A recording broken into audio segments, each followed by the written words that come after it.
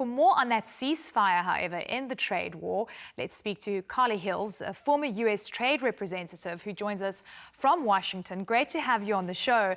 It's a welcome truce. I mean, concessions on Huawei, no more tariffs, basically, no more new tariffs, I guess.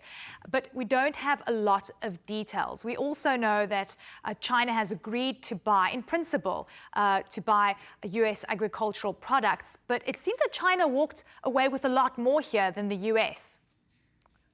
No, I think that we have to smile and say that we have drawn a line and said we will go back to the negotiating table. And there's still a lot to be done, but the tariffs were not creating a benefit for either side. So you're going to get applause from business leaders, the workers, the people on ranches and so forth, because the tariffs were hurting them, but also hurting in China. So the negotiations have to be reopened and talk sensibly about what each side can do in what time frame. Do you view this as a truce? Do you think that this is a move towards a deal? You're talking about going back to the negotiating table, but you know, trade deals can become quite complex. It's going to take a lot more than one meeting to make final decisions. In my view, it's a mistake to think of one meeting. I think that they should step by step address each side's interests, listen carefully, and if they do reach a tentative deal, they should continue to meet on a regular, high-level basis. The idea that you would go months and months without meeting when you have friction between the two largest economies in the world is a grave mistake in my view. What are your views on Huawei and the fact that we've actually seen the president move back from his very hard stance against this company? My advice to him would be not to throw out a lot of red lines and then fail to observe them. But what he's done is simply say that the U.S. companies that have contracts of sale to Huawei may continue, and that he leaves the other issues about Huawei's business in the United States open for discussion. So that's a security issue that they'll have to resolve. And yet I think that there ought to be a way to work around it.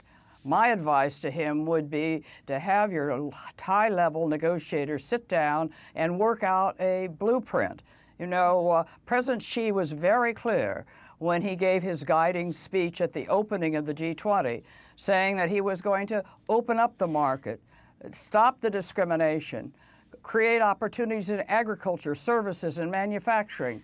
Okay, let's sit down and see what he can do within what time frame and how we can react in a reasonable and proper fashion. Carla, I'm curious, as a former U.S. trade representative, you know, over the last, decade or so, we always looked at China saying, they intervene in their currency. It's very difficult to compete with their goods because it's just not economically viable for other countries. And that's why we saw a flurry of imports from China into many economies around the world. Do you think tariffs are the right way to go when tariffs for a long time in the past were actually a no-go area?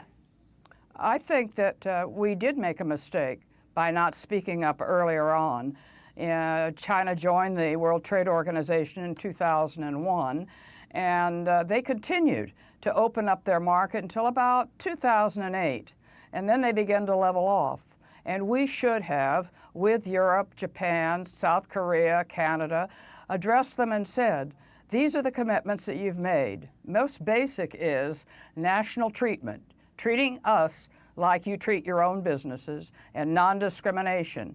So percentage caps on inward investment, we don't have those for you. You don't have those at home. Let us move forward. And again, if we had started this about 2010, 2009, I think we wouldn't be where we are today. Carla, great to have you on the show. Thank you so very much for your insights. Much appreciated. Pleasure to join you always.